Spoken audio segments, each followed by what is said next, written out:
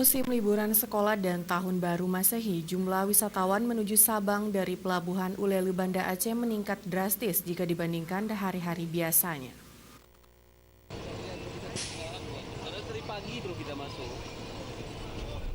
Kepadatan jumlah kendaraan roda 2 dan 4 di pelataran parkir Pelabuhan Ulele Banda Aceh menuju Pelabuhan Sabang sudah terjadi sejak Jumat kemarin.